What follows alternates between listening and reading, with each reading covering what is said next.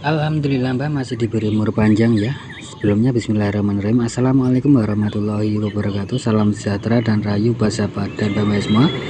Harapan semua senantiasa diberi sehat dan diberi rezeki yang melimpah tentunya. Amin amin ya robbal alamin.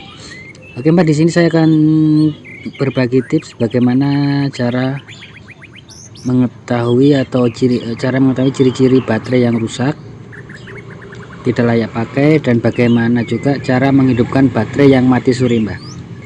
Oke Mbak, di sini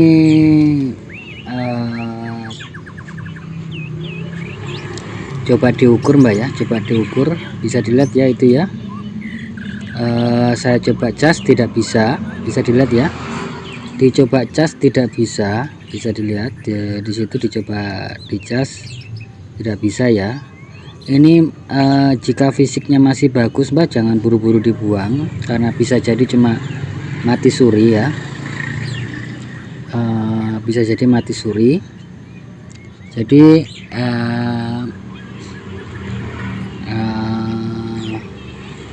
nah seperti ada yang naik ya. Kalau yang naik begitu ada harapan, saya tidak bisa bilang bagus tapi ada harapan ya, kira-kira seperti itu.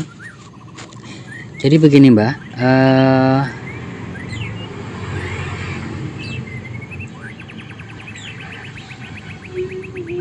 untuk ciri-ciri baterai yang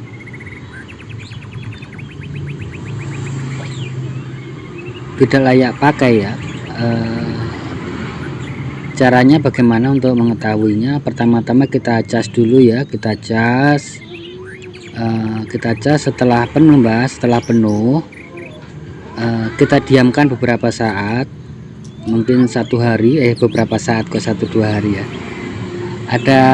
Didiamkan mungkin 1-2 hari. Jika dia drop sekali itu dipastikan tidak bagus Mbak. Dan satu lagi perlu diingat, jika pada saat dicas itu panas Mbak, baterainya itu panas, itu jangan digunakan lagi. Yang jelas itu baterai sudah malfungsi ya, sudah tidak bagus.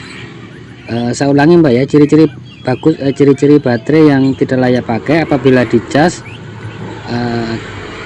sesuai ukurannya Mbak ya. Itu kalau memang terlalu umpamanya dicas 8 volt 9 volt atau mungkin jelas panas. Semuanya kita mengecas dengan mungkin arus 4 volt 4,3 atau 4,4, itu baterainya panas, itu dipastikan baterainya bermasalah Mbak. Jangan dipergunakan kembali Mbak untuk baterainya.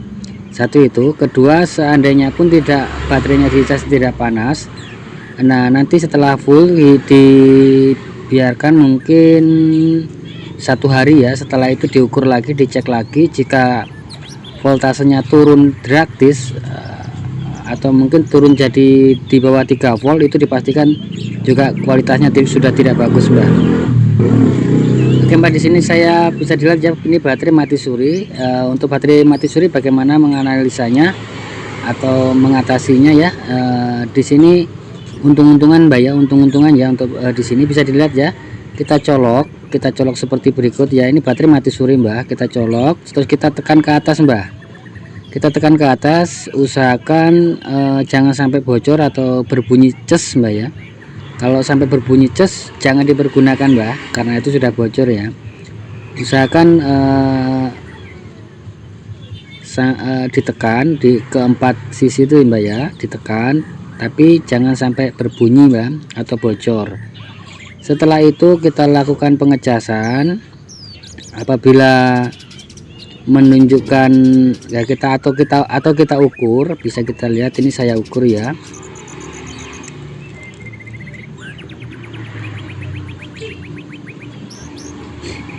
Kita ukur, kita tes yang lain.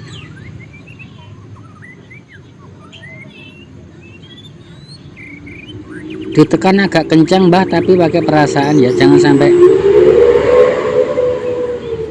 sampai bocor. Ditekan agak kencang tapi pakai, nah itu bisa dilihat Mbak ya, ada arusnya ya. Tadi kan diukur ada arusnya, setelah ditekan ada arusnya 1 volt lebih, dipastikan masih layak pakai ya.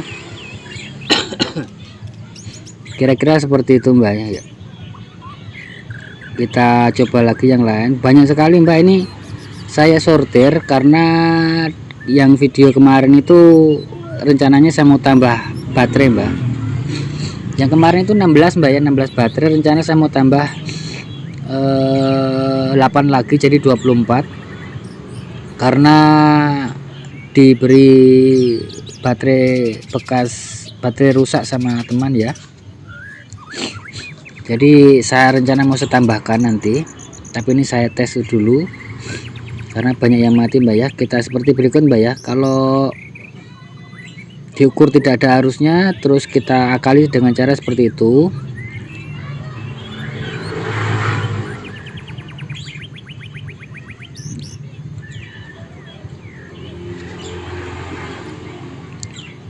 Di kutub positifnya mbak ya, di kutub positifnya itu kan ada 4 lubang atau berapa mbak, kita masukkan lubang tapi kalau bisa jangan tajam mbak, kalau saya punya itu kan agak tajam itu ya. Nah itu mbak, bisa dilihat ada arusnya ya tadi ya. Mohon maaf video sedikit saya percepat mbak karena banyak sekali ini baterainya untuk mengurangi durasi.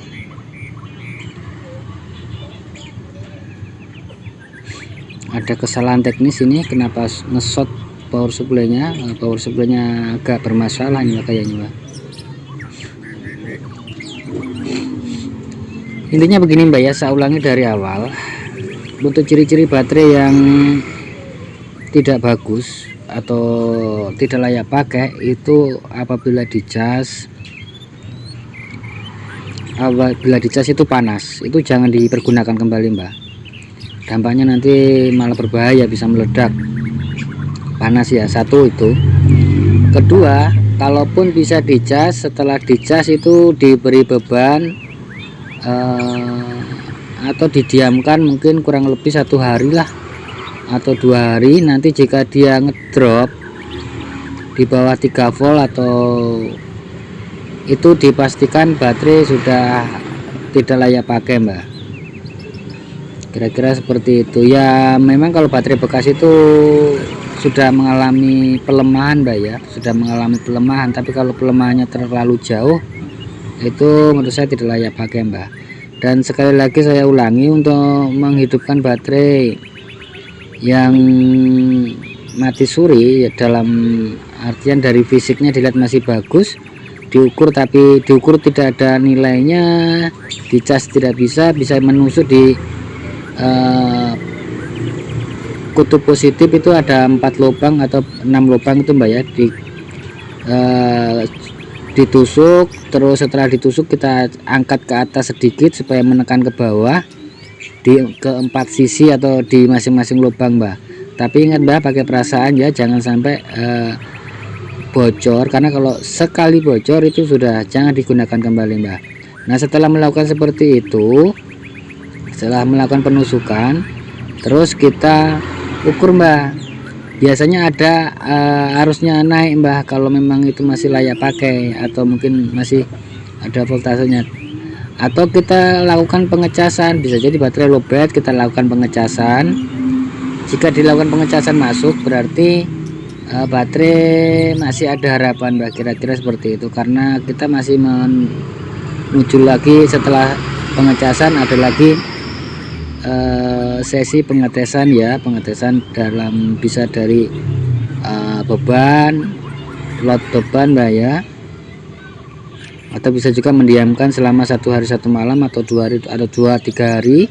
Setelah itu kita ukur lagi menggunakan ampumeter. Jika dia di bawah 2-3 volt, 2 atau 3 volt, jelas itu baterainya sudah tidak layak pakai mbak. Kira-kira seperti itu. Ini saya sortir mbak karena ada, saya mau tambahkan yang untuk nanti video update baterainya yang kemarin, nanti saya videokan di video selanjutnya mbak ya. Untuk ini sampai di sini dulu. Bisa dilihat maaf, banyak sekali yang rusak mbak, banyak sekali yang rusak untuk baterainya. Kayaknya sampai di sini dulu Mbak ya untuk video atau tips kali ini. Jika ada salah kata mohon dimaafkan Mbak ya. Insya Allah nanti umur panjang, bisa bertemu kembali dengan berbagi tips-tips terbaru tentunya Mbak ya. Oke Mbak, buat sahabat dan Mbak-Mbak semua jangan lupa bahagia, berbanyak dalam mengucap rasa syukur dan sedekah Mbak ya.